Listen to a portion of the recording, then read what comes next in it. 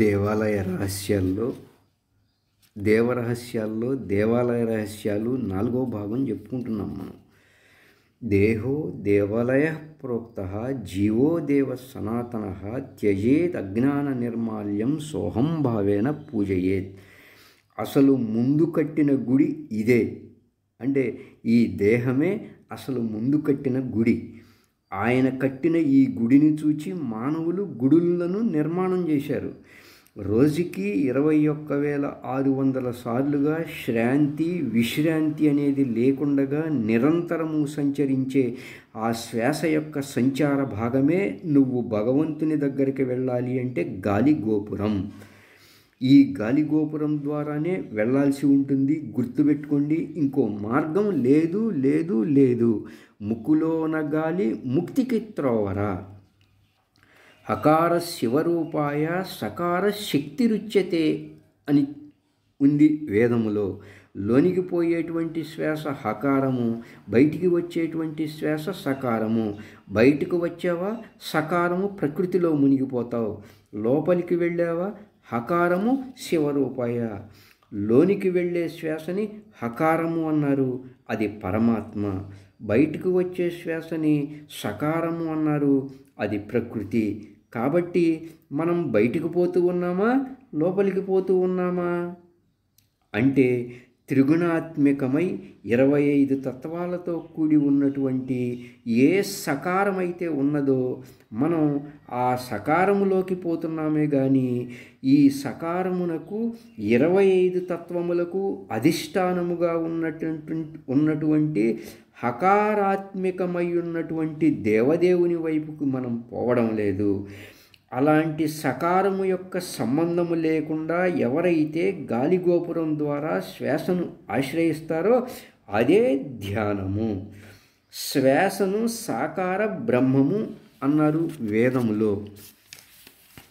మాకు ప్రత్యక్షంగా కానవచ్చే బ్రహ్మము నీవే అన్నారు వేదములో. ఆ బ్రహ్మము కనబడటం లేదు, అది ఎక్కడ ఉందో తెలియటం లేదు.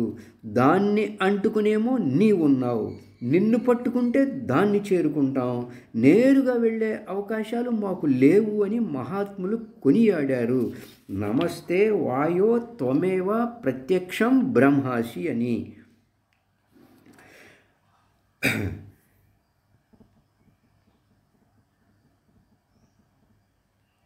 దాన్నే బ్రహ్మసూత్రము అన్నారు బ్రహ్మదేవుల వారు. బ్రహ్మదేవుడు ఆ యజ్ఞోపవీతాన్ని అందరికీ స్వయంగా ధారణ చేశాడు. అందుకే యజ్ఞోపవీతం పరమం పవిత్రం ప్రజాపత్యే సహజ పురస్తాత్. ఆ యజ్ఞోపవీతమే హంససూత్రము. అట్లా ఉన్న శ్వాసను మనం ఆశ్రయిస్తే మనోమారుతము లేకము చేసి, అంటే శ్వాస వెంబడే మనసుంచుట అనేటువంటి సోహంభావ ధ్యానము ద్వారా మనకు ఈ హంస నిరాకారమైన నిర్గుణమైన చేతనాత్మికమైన సర్వాధారమైన సర్వాధిష్టానమైన ఇంద్రియ అగోచరమైనటువంటి ఆ భగవత్ స్వరూపాన్ని దర్శింపచేయిస్తుంది అంటున్నారు. నీలోనే ఉన్న దైవములో నీలోనే ఉన్న బ్రహ్మములో లీనమై భాషిస్తే అప్పుడు నీకు మోక్షం సంప్రాప్తిస్తుంది. అట్టి తత్వానుభవాన్ని పొందకుండా ఉన్నంతకాలము మోక్ష విధానము నీకు లేదు లేదు లేదు. కైలాసం పోవడం మోక్షం, వైకుంఠం పోవడం మోక్షం కాదయ్యా.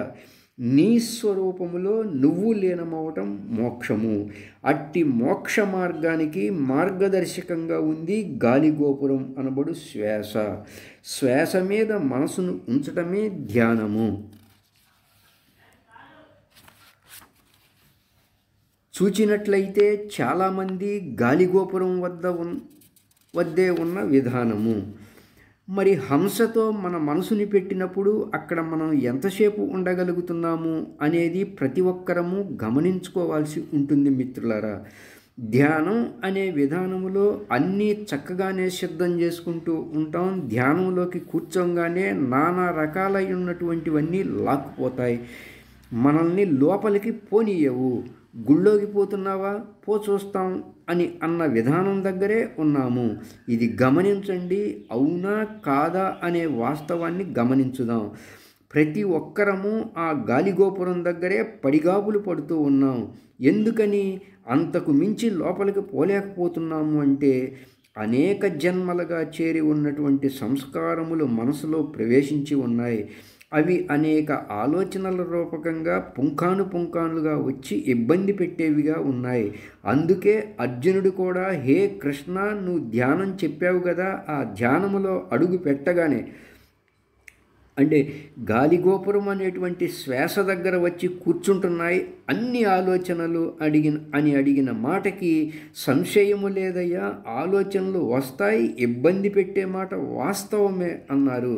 అందుకే మనసులో నిశ్చలతను సాధించే విధానంలో విఫలం కావడం కారణంగానే అనేక ప్రత్యామ్నాయ మార్గాలు వచ్చాయి.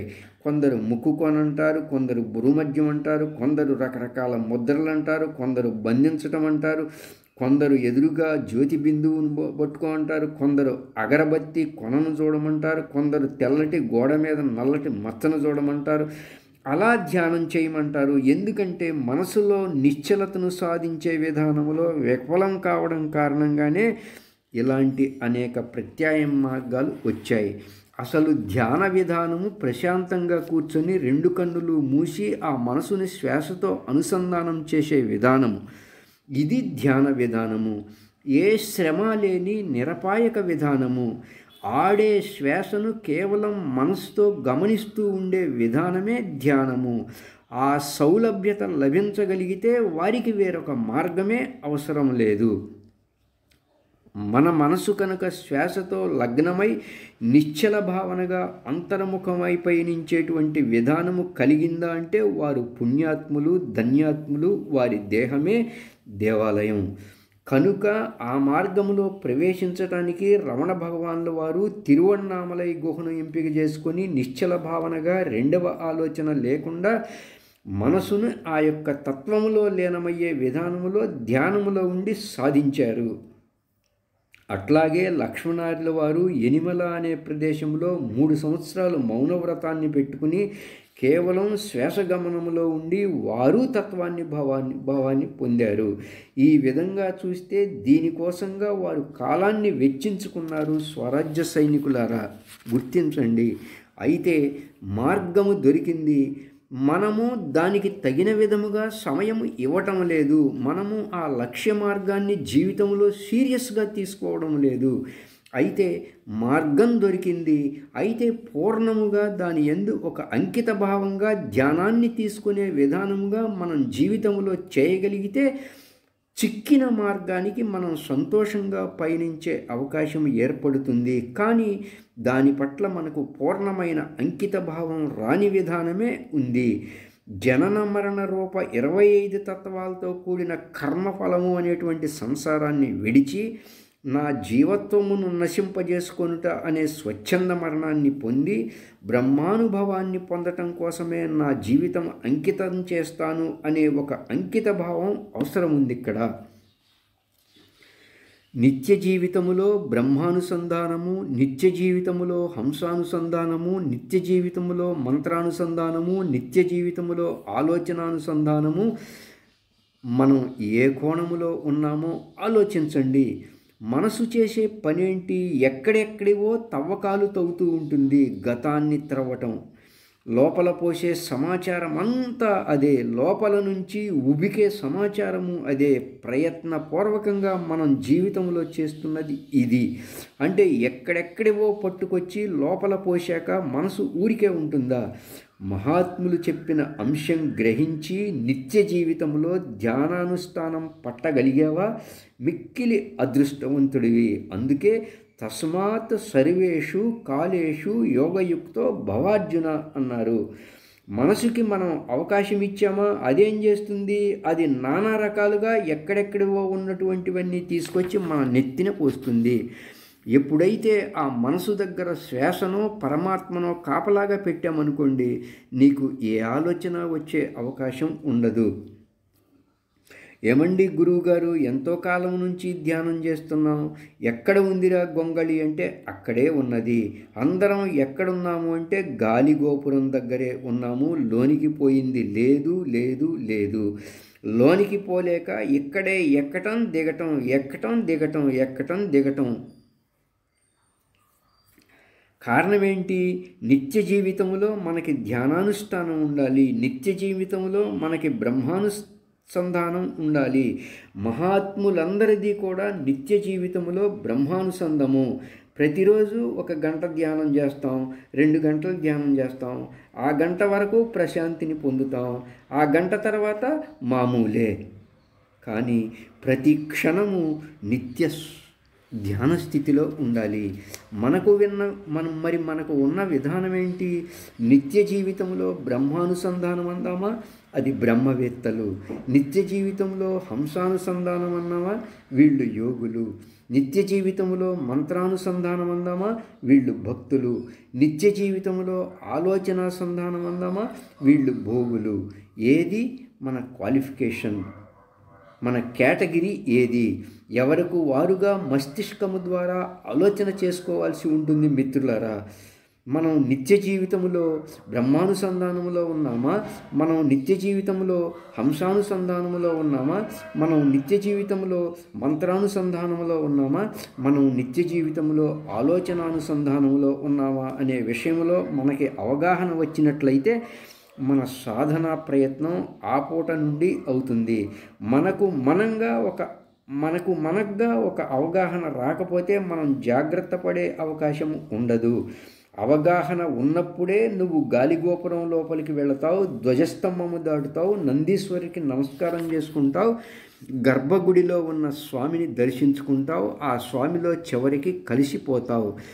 బ్రహ్మవేద బ్రహ్మైవ భవతి, మూల విరాట్టువి అయిపోతావు. అలా ఈ దేహమే కదిలే దేవాలయం అవుతుంది, నువ్వే కదలని దేవుడిగా ఉంటావు అని దేవాలయ రహస్యాల్లో గాలిగోపురం గురించి చెప్పటం జరిగింది.